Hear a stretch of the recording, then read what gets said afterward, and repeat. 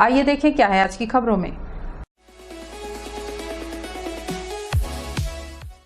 कोरबा के घंटाघर open theatre में आयोजित 4 दिवसीय स्वर्गीय ज्योति पांडे स्मृति राज्य स्तरीय कबड्डी प्रतियोगिता के फाइनल मुकाबले में बिलासपुर जिले की टीम ने कोरबा नगर की टीम को शिकस्त देकर चैंपियनशिप अपने नाम की।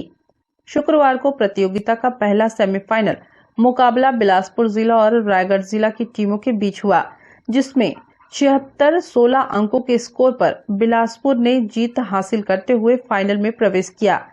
दूसरा सेमीफाइनल मुकाबला कोरबा नगर और रायगढ़ नगर के बीच आयोजित हुआ, जिसमें 65-17 अंकों के साथ जीतकर कोरबा नगर की टीम ने फाइनल में जगह बनाई। प्रतियोगिता का फाइनल मुकाबला बिलासपुर जिला और कोरबा नगर की टीमों के बीच खेला गया।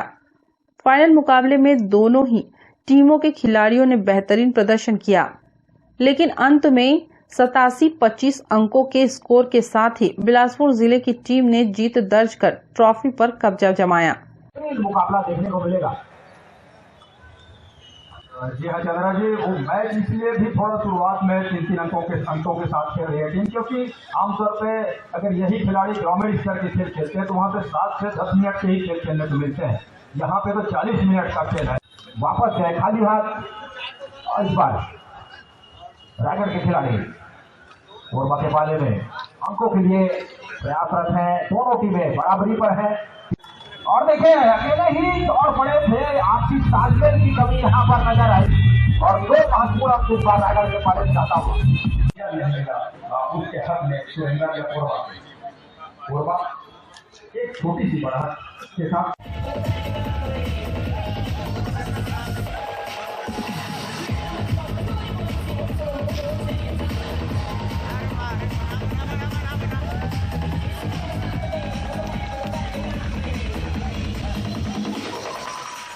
सम्मानित स्वर्गीय श्रीमती ज्योति पांडे जी का स्मृति पे एक कबड्डी का आयोजन किया गया है, जो कि बहुत ही नाम उनको ईश्वर ने दिया था।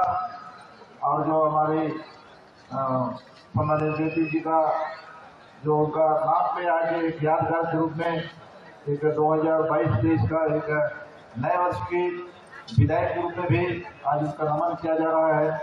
मैं उनको बहुत मैं आभारी हूँ और आप सभी शहर के वासियों को मैं जानता हूँ, मानता हूँ कि आपने इस खेल का बहुत ही रोमांचक आप लोग आनंद उठाए हैं।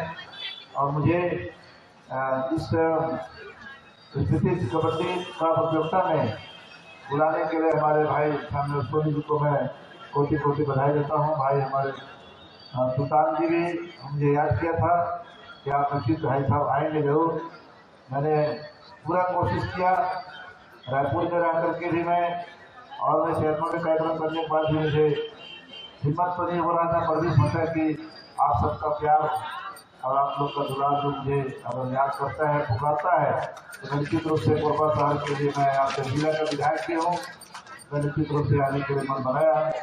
हमारे भाई साहब सोनी जी का मैं तहे दिल से मैं धन्यवाद देता हूँ, और क्योंकि उसने हमें अपना एक भाई समझ के अपना योग्य समझ के मुझे मदद किया। मैं इस बात के लिए मैं अपने को भाग्यशाली मानता हूँ। नमस्ते कोरबा न्यूज के लिए संतोष अग्रवाल के साथ राम कुमार यादव की रिपोर्ट। अखिल भारतीय विद्यार्थी परिषद का 55वां प्रांतीय अधिवेशन सीएसबी खेल मैदान में 31 दिसंबर से शुरू हो रहा है। काफी समय से इसके लिए तैयारियां की जा रही हैं। रविवार को एक कार्यक्रम में यहां भूमि पूजन की प्रक्रिया पूरी की गई। छत्तीसगढ़ के विभिन्न क्षेत्रों से विद्यार्थी परिषद के कार्यकर्ताओं की उपस्थिति इस अधिवेशन में सुनिश्चित होना है। इसके लिए बहुत पहले से योजना बनाई गई है और उस पर काम शुरू किया गया है। अनुमान है कि 1000 कार्यकर्ताओं की उपस्थिति में अधिवेशन संपन्न होगा। 3 दिन तक यहाँ पर कई प्रकार के कार्यक्रम होने हैं। इसके लिए भारी भरकम तैयारियां की जा रही हैं। प्रस्तावित स्थल पर भूमि पूजन की प्रक्रिया पूजा पाठ के साथ पूरी हुई। परिषद के जनजाति विभाग के प्रमुख श्याम ध्रुव और स्वागत समिति की मंत्री श्रुति चौरसिया ने बताया कि 3 दिन के अधिवेशन में कई आयामों पर कार्य होंगे। हमारा 55वां अखिल भारतीय विद्यार्थी परिषद का 55वां प्रांत अधिवेशन कोरबा में होना तय हुआ है उसी के निमित्त आज हम लोग CSB ग्राउंड में, जिसको एक रानी धनराज कुंवर के नाम से नगर बसेगा, उसका आज कार्यक्रम जो पंडाल लगने का है, जो एक डोम लगेगा, उसके आज हम लोगों ने जो एक कार्यक्रम यहाँ होगा स्थापित, उसके लिए आज भूमि पूजन का कार्यक्रम CSB ग्राउंड में रखा गया था। अखिल भारतीय विद्यार्थी परिषद का एक प्रांतीय अधिवेशन का कार्यक्रम कोरबा में आयोजित होने जा रहा है। इसका आयोजन है 31/1/2। इस आयोजन में एक स्वागत समिति बनाई गई है यहाँ के स्थानीय नागरिकों की, उसके मंत्री का दायित्व है मेरा। इसमें आज का जो कार्यक्रम था, अखिल भारतीय विद्यार्थी परिषद का जो अधिवेशन है उसको एक नगर का रूप दिया गया रानी धनराज कुंवर देवी के नाम से। उस अधिवेशन का आज प्रारंभ किया गया है। उस नगर के निर्माण कार्य, उसका भूमि पूजन का कार्यक्रम था और यह कार्यक्रम 31/1/2 जनवरी को कोरबा में होना है, जिसमें पूरे छत्तीसगढ़ प्रांत से लगभग 1000 विद्यार्थी यहाँ इकट्ठे होंगे, जो विद्यार्थी परिषद के प्रतिनिधि के अलग अलग क्षेत्रों के प्रतिनिधि रहेंगे। और यहाँ पर 3 दिन का अधिवेशन, विभिन्न विषयों पे सत्र लिए जाएंगे और कार्यक्रम होगा। इसमें मैं कोरबा के समाज के लोगों से यह आग्रह करना चाहूँगी कि ये सभी अपना इसमें सहयोग दें और चूँकि कोरबा का सौभाग्य है कि इतने बड़े कार्यक्रम का आयोजन पूरे प्रांत स्तर का कोरबा में हो रहा है, तो सभी अपना सहयोग एवं अपनी कोरबा को मेजबानी करने का अवसर मिला है, तो इसमें अपना श्रेष्ठतम सहयोग देकर इस कार्यक्रम को सफल बनाएं। नमस्ते कोरबा न्यूज के लिए अजय अग्रवाल के साथ ममता साहू की रिपोर्ट।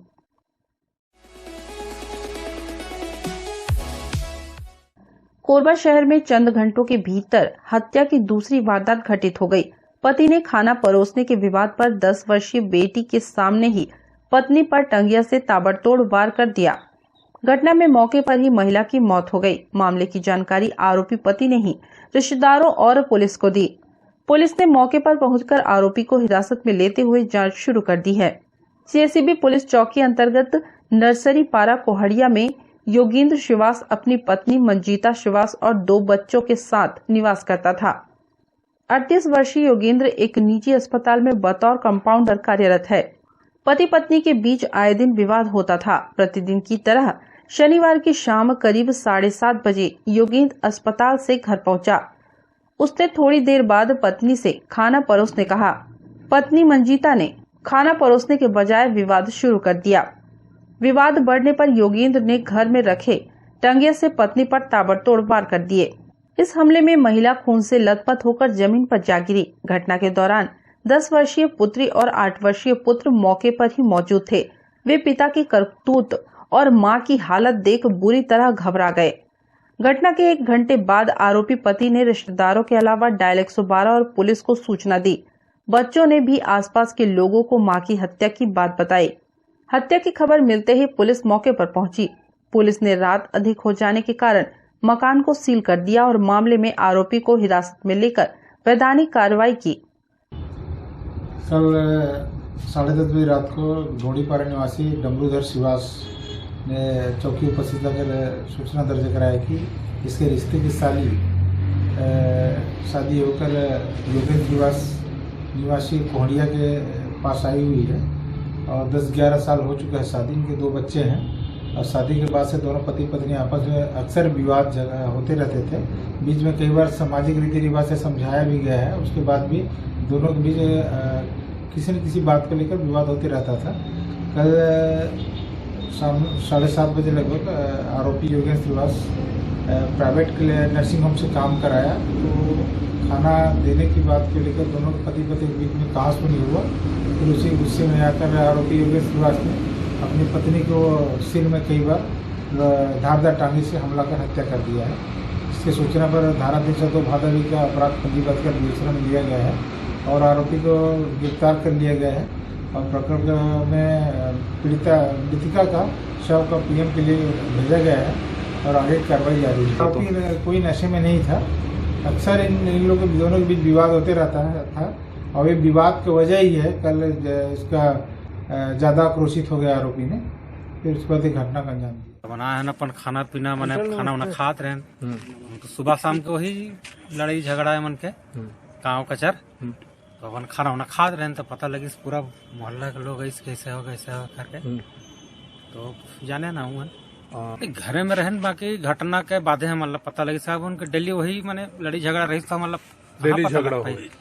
घटना है तो मोला मालूम नहीं है, लेकिन मोला लक्ष्मण हा फोन करिस तो मैं आए हो ना, तो पता चलिस कि ओला मार दे हैं करके। ओकर घर वाला मारे बोलिस, टांगी से मारे बोलिस। अब ओकर परिवार ला तो नहीं बोला, लेकिन ये लड़का ठीक नहीं रही से। लड़का आए दिन ओला लड़ाई झगड़ा करे, शक के दौर में ओला मारा पीटा करे। मायके भी चले गे रही से। मोहल्ला वाला ला बोलिस कि चला मोर घर वाली ला लेके आबो करके, तो मोहल्ला वाला गे भी रही ने। तो मोहल्ला वाला के गे रही तो बाद आए भी रही से, और फिर ठीक है बोली से, तो फिर वो लड़ाई झगड़ा करना चालू करिस। लड़का मन तो बहुत परेशान रही से। ओकर बच्चा भी बोली से, आज ओकर लड़की बोली से कि बड़े मम्मी ओकर गला ला काट दिस पापा हा करके। नहीं उसने बोली से, लेकिन अब का है तो बच्चा में थोड़ी जानी। अब का हो कैसे हो तो बोलत रही के मैं गलाल काटू, तो माँ के गलाल काटू करके बोलत रही से कह बिच्चो लड़की बोली।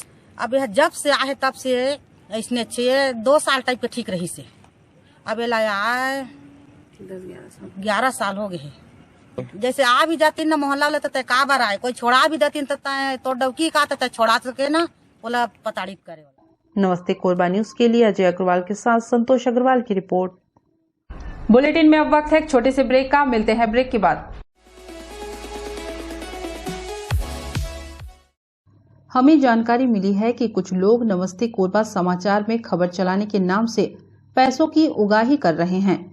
आप सभी से अनुरोध है कि खबर चलाने के नाम से अगर कोई आपसे पैसों की मांग करता है तो आप अपने संबंधित थाना क्षेत्र में उस व्यक्ति की शिकायत करें।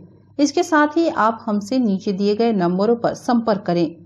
हम निष्पक्ष पत्रकारिता करते हैं।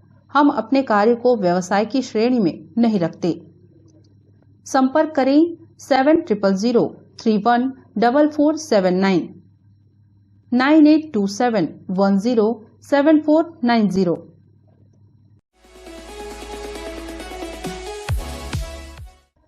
कथा केवल प्रमाणित ग्रंथों पर ही हो सकती है और रामायण एक प्रमाणित ग्रंथ है जो समाज में व्यक्ति को जीवन जीने की सीख देती है, जिससे मनुष्य सामाजिक सोच के साथ जन कल्याण एवं अपने परिवार का जीवन यापन करता है। उक्त बातें वृंदावन से पहुंचे कथावाचक अतुल कृष्ण भारद्वाज ने रविवार को पत्रकारों से बातचीत के दौरान कही।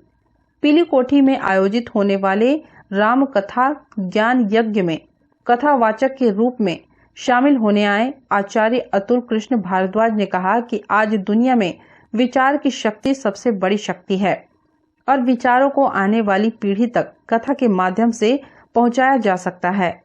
उन्होंने पत्रकारों के सवालों का जवाब देते हुए कहा कि भगवान श्री राम ने सबको जोड़ने का कार्य किया और जीवन जीने का संदेश भी दिया है।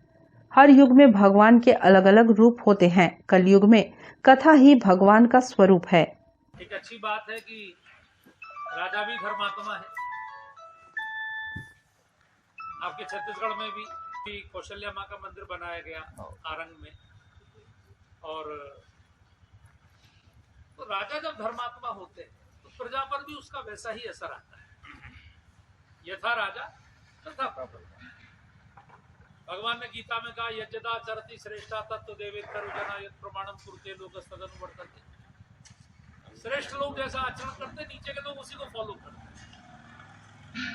अब आप देखिए केदारनाथ में जब 50,000 लोग मरे थे तो डर के मारे कोई 1 साल 2 साल केदारनाथ नहीं गए, लेकिन प्रधानमंत्री ने जाना शुरू कर दिया।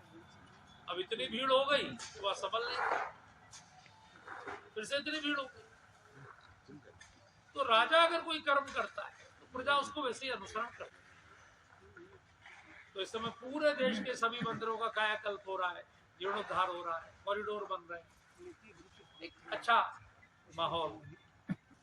और ये भी मैं आपको बता दूं कि ये कथा कराना ये संसार का सबसे बड़ा सत्कर्म है, क्योंकि इसी के द्वारा विचार समाज में जाता है, नई पीढ़ियों में जाता है। नमस्ते कोरबा न्यूज के लिए अजय अग्रवाल के साथ संतोष अग्रवाल की रिपोर्ट।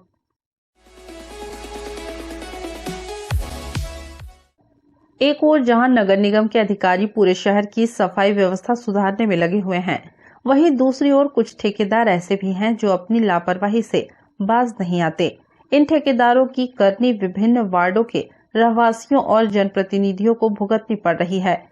यह मामला वार्ड क्रमांक 54 सर्वमंगला नगर का है, जहां के वार्ड पार्षद ने बताया कि पिछले 10 वर्षों से एक ही ठेकेदार द्वारा सफाई व्यवस्था संभाली जा रही है।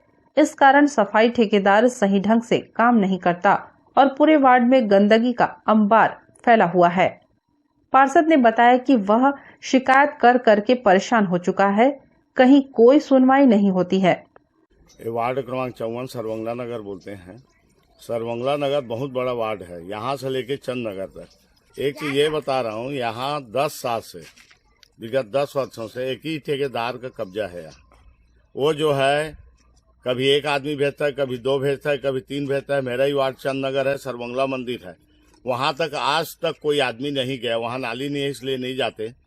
एक चीज ये बता रहा हूँ कि यहाँ बोलना नहीं बोलना एक बराबर है। 10 साल में हम ही लोग ही हैं पार्षद, 10 साल तक। आज तक बोलते बोलते कंप्लेन करते करते 10 साल से एक ही ठेकेदार रहेगा तो यही हाल होगा।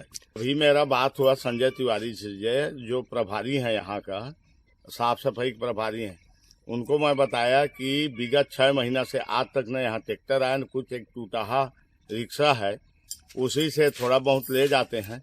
बाकी 6 महीना तक जो नाली निकालते जरूर है, फिर उसी में गिर जाता है, फिर निकालते हैं, फिर गिर जाता है। सफाई नाम का चीजें नहीं है वार्ड में। किसी को भी बोले ऐसा लगता है कि यहाँ का कोई माई बाप है ही नहीं। किससे बोले, क्या बोले, कुछ सुनवाई नहीं होता। स्वच्छता के नाम से जीरो है सर वार्ड क्रमांक 54 सरवंगला नगर।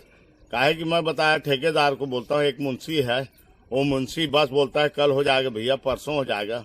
बताया ना मैं आपको कि जो कचरा निकला है नाली को उसी में आ जाता है। चारों तरफ देखिए 10,000 का पॉपुलेशन है यहाँ, 5,000 करीब करीब वोटर हैं। अब इतने में कभी एक आदमी आता है, कभी 2 आदमी आता है, कभी आता ही नहीं। किसको बोलें, किसको शिकायत करें? सुनवाई होता नहीं। कमिश्नर साहब को कई बार लिख के दे चुके, कई बार और कुछ कर चुके, लेकिन कुछ होता ही नहीं। 3 दिन काम अच्छा से होता है, उसके बाद कोई पूछा ही नहीं। एक ही व्यक्ति 10 साल से यहाँ ठेकेदारी कर रहा है, तो 1 साल में होना चाहिए। हर साल होता है टेंडर, तो हर साल अलग अलग ठेकेदार होना चाहिए। अभी आया है, मैं संजय तिवारी जी को फोन किया था। संजय तिवारी जी थोड़ा ध्यान देते हैं, तो क्या है, उनको फोन किया था तो फिर भेजा है ठेकेदार को। आज आया है, 2 दिन दिखाएगा, 2-4 आदमी भेजेगा, उसके बाद कोई आदमी ही नहीं आएगा। कितने बार शिकायत करें? मेरा एक ही काम तो है ही नहीं कि बार बार शिकायत करूं। हमारा वार्ड क्रमांक 54 सरवंगला नगर देश के यशस्वी प्रधानमंत्री जी का जो स्वच्छ भारत स्वस्थ भारत का नारा है, उसे चिढ़ाता हुआ नजर आ रहा है। और ये है नगर निगम प्रशासन की नाकामी। नगर निगम प्रशासन कोरबा को चाहती है कि सबसे स्वस्थ शहर हो, लेकिन उनके वार्डों में आकर के भ्रमण करेंगे उनके अधिकारी नगर निगम के, तो उन्हें पता चलेगा किस प्रकार की व्यवस्थाएं हैं यहाँ। हम शहरी क्षेत्र में आते हैं, नगर निगम क्षेत्र में, हमें भी कोरबा का जो मेन सिटी है वैसी सुविधाएं मिलनी चाहिए। आज हमारे वार्ड में लगभग 10,000 लोग निवास करते हैं, इनमें से कम 5,000 लोग वोटर हैं, मतदाता में आते हैं। और यहाँ की दुर्दशा को आप बयान नहीं कर सकते। ऐसी स्थिति पैदा हो गई है कि आप जगह जगह देखेंगे नाली बजा रही हैं, नाली की साफ़ सफाई नहीं होती। अगर कभी साफ़ सफाई हो गई नाली, तो उससे निकलने वाले कचड़े को नाली के ऊपर डाल के छोड़ दिया जाता है, जो बाद में फिर उसी नाली में चला जाता है, फिर बजाना शुरू। जगह जगह कचड़ा फैला हुआ है, लेकिन उस कचड़े पे आज तक नगर निगम अधिकारियों का कभी नज़र नहीं गया। और स्थिति इतनी भयावह हो गई है कि अभी वर्तमान में मच्छरों का प्रकोप, स्वास्थ्य के प्रति लोगों को गंभीर चिंतन करना पड़ेगा, ऐसी स्थिति आ गई है। लेकिन हमारे जो महापौर महोदय हैं, उनको ना ध्यान जाता है यहाँ का, ना हमारे निगम प्रशासन के लोगों का ध्यान जाता है। आ गए, सबको टैक्स के लिए बोल दिए, जगह जगह अनाउंसमेंट कर दिए कि आप अपने घर का संपत्ति कर पटाइए, समेकित कर पटाइए, और यहाँ समेकित कर के नाम से लोगों से वसूला जा रहा है पैसा, लेकिन यहाँ सफाई के नाम पे कोई व्यवस्था नहीं है। इस प्रकार की व्यवस्था रहेगी तो यहाँ के लोग कहाँ से टैक्स पटा पाएंगे? भाई स्वच्छ रहेगा, स्वस्थ रहेगा वार्ड, तभी तो आदमी टैक्स पटाएगा। और जब आदमी ही सफाई की व्यवस्था, नाली की व्यवस्था, ये सब व्यवस्था ही नहीं रहेगी नगर निगम की, तो फिर काहे का टैक्स लेंगे नगर निगम? मत लें टैक्स। जैसा व्यवस्था आदमी अपना स्वयं कर रहा है, साफ सफाई अपने घर के सामने को स्वयं कर रहा है, पानी निकासी का व्यवस्था स्वयं कर रहा है, तो कर लेगा वैसी जी। नमस्ते कोरबा न्यूज के लिए अजय अग्रवाल के साथ रामकुमार यादव की रिपोर्ट।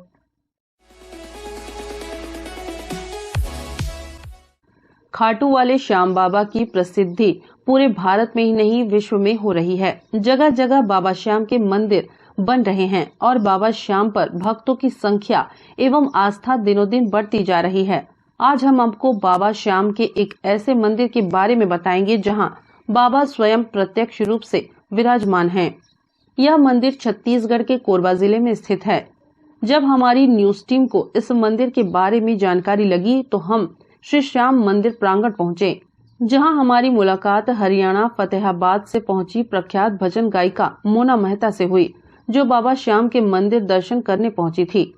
भजन गायिका मोना मेहता ने श्री श्याम मंदिर में बाबा श्याम के दर्शन करते हुए इस मंदिर की खूबियों के बारे में हमें बताया। उन्होंने कहा कि वह पूरे भारतवर्ष में भजनों के माध्यम से बाबा श्याम का गुणगान करती हैं तथा बाबा श्याम के मंदिरों में उनका आना जाना लगा रहता है। लेकिन जैसा मनोहरी स्वरूप बाबा श्याम का इस मंदिर में है और प्रत्यक्ष रूप से मार्बल में बाबा श्याम का स्वरूप उभरा है, वैसा पूरे भारतवर्ष में कहीं नहीं है। मोना मेहता ने आगे बताया कि बाबा श्याम की जैसी प्रतिमा मंदिर के गर्भगृह में विराजित है, वैसे ही ठीक गर्भगृह के नीचे बाबा श्याम का स्वरूप मार्बल पर साक्षात दिखाई देता है, जो कि इस कलयुग में बाबा श्याम का साक्षात प्रमाण है। मार्बल पर ऐसा प्रतिरूप कहीं भी देखने को नहीं मिला है। उन्होंने सभी श्याम प्रेमियों से एक बार श्री श्याम मंदिर कोरबा में प्रत्यक्ष रूप से विराजित श्री श्याम बाबा के दर्शन करने की विनती की है। आज बाबा की कृपा से मेरा श्याम मंदिर में आना हुआ और मैंने अपनी जिंदगी में बहुत कार्यक्रम किए हैं और बहुत श्याम मंदिर में मैंने दर्शन किए हैं और हर श्याम मंदिर की अपनी अलग अलग महिमा है। पर इस श्याम मंदिर की कोरबा कस्बे में जो स्थित है श्याम मंदिर, उसकी एक अलग ही महिमा, एक अलग ही इतिहास है। शायद आप सब नहीं जानते हैं, मैं आप सबको बताना चाहूँगी कि यहाँ जब बाबा की मूर्ति की प्राण प्रतिष्ठा होने लगी, तब जो जगह हम लोग भक्तों ने बाबा के स्थापना के लिए जो उन्होंने चयन की, वहाँ अपने आप मार्बल पे बाबा की प्रतिमा बन गई और आज भी वो प्रतिमा बिल्कुल प्रत्यक्ष देखने को मिलती है मार्बल में, पत्थर में। तो आप सब अगर इधर आना हो तो आप ज़रूर इस दरबार के दर्शन कीजिएगा। मेरा तो सौभाग्य है, आज मुझे बाबा ने बुलाया, क्योंकि खाटू धाम हम लोग जाते हैं, वहाँ की अलग महिमा है, हर धाम की अलग महिमा है। पर यहाँ आकर के मैंने ये पहली बार ऐसा देखा है कि जहाँ बाबा स्वयं प्रकट हुए हैं, वो भी एक पत्थर में, बिल्कुल जहाँ श्याम बहादुर जी की एक छोटी सी प्रतिमा स्पष्ट रूप से दिखती है, बाबा के 3 बाण की प्रतिमा स्पष्ट रूप से दिखती है, बाबा श्याम स्वयं स्पष्ट रूप से दिखते हैं। और जहाँ तक मैंने सुना है, भक्तों ने मुझे बताया है कि यहाँ जो मांगते हैं बाबा से मिलता है। तो अगर आपको भी बाबा के दरबार से मौका मिले मांगने का, बाबा के दरबार आने का, तो एक बार कोरबा छत्तीसगढ़ में ज़रूर आइएगा और बाबा का दीदार कीजिएगा। आपको बता दें कि मोना मेहता श्री श्याम मित्र मंडल के द्वारा आयोजित 5 दिवसीय महोत्सव कार्यक्रम में शिरकत करने कोरबा पहुंची थी। इस मंदिर के बारे में विस्तार से जानने के लिए हमारी जिज्ञासा और भी जागृत हो गई। तब हमने श्री श्याम मंदिर के संचालन समिति श्री श्याम मित्र मंडल के सदस्यों से संपर्क किया। तब उन्होंने बताया कि समिति द्वारा मंदिर निर्माण उपरांत प्राण प्रतिष्ठा के समय बाबा श्याम की जो प्रतिमा स्थापित की गई थी, उसी का प्रतिरूप बाबा की छवि गर्भगृह के नीचे मार्बल में भी दिखाई देने लगा। साथ में बाबा श्याम के अनन्य भक्त श्याम बहादुर हाथ जोड़कर बाबा श्याम को नमन करते दिखाई देते हैं। वहीं बाबा श्याम के 3 बाण और धनुष भी दिखाई देते हैं, जो कि बाबा श्याम की कृपा के ही प्रमाण हैं। श्री श्याम मित्र मंडल के श्याम प्रेमियों ने बताया कि इस मंदिर में जो भी भक्त अपनी शुभ मनोकामना लेकर आते हैं, उसे बाबा श्याम जरूर पूरा करते हैं और यह मनोकामना सिद्ध श्याम मंदिर है। श्री श्याम मित्र मंडल के द्वारा मंदिर प्राण प्रतिष्ठा के बारे में बताया कि कोरबा के श्याम प्रेमियों द्वारा बाबा श्याम मंदिर के लिए मिशन रोड स्थित शासकीय विद्यालय के पास 2006 में भूमि पूजन किया गया था। फरवरी 2010 में मंदिर में बाबा श्याम की प्राण प्रतिष्ठा की गई। इस दौरान गर्भगृह के नीचे मार्बल की घिसाई का काम चल रहा था। तब वहां कारीगरों को बाबा श्याम की आकृति मार्बल पर दिखी, जिसकी जानकारी उनके द्वारा समिति को दी गई। तब से समिति द्वारा उस जगह को सुरक्षित कर वहां प्रतिदिन पूजा अर्चना की जाती है। मंदिर का जो भूमि पूजन जो है 2006 में प्रारंभ किया गया और 11 फरवरी 2010 को मंदिर की श्याम मंदिर कोरबा की प्राण प्रतिष्ठा हुई। तो मंदिर का निर्माण जब प्रारंभ हुआ भूमि पूजन के पश्चात, तो जब मार्बल की घिसाई चल रही थी, तब इस बात की समिति को जानकारी हुई कि जिस प्रकार बाबा का स्वरूप है, वैसे ही गर्भगृह के नीचे, ठीक गर्भगृह के नीचे में बाबा का एक प्रतीकात्मक स्वरूप जो है उसमें उभर के आ रहा है। और जब हमारे समिति के द्वारा देखा गया तो ये देखा गया कि जैसे बाबा का स्वरूप है, सेम उसी रूप में बाबा ने आकार ले लिया है नीचे में। और उनका जो 3 बाण का धनुष है वह भी आकृति लिया है। और उनके बहुत बड़े भक्त थे श्याम बहादुर जी, उनका भी हाथ जोड़ते हुए जो है स्वरूप जो है मार्बल पे उभर गया। ये एक बहुत ही अपने आप में विश्व में अनोखा जो है चमत्कार वाली बात है। जो अपन बोलते हैं कि चमत्कार देखने को मिलता है, वो कोरबा में ऑलरेडी यहाँ पर उपस्थित है। और ये जो दरबार है बाबा का यहाँ श्याम मंदिर में, वो मनोकामना सिद्ध दरबार है। नमस्ते कोरबा न्यूज के लिए अजय अग्रवाल के साथ संतोष अग्रवाल की रिपोर्ट। न्यूज के इस बुलेटिन में बस इतना ही। न्यूज अपडेट के लिए जुड़े रहें हमारे YouTube channel, Facebook, Telegram, Instagram, Twitter को सब्सक्राइब, लाइक, कमेंट करना ना भूलें। नमस्कार।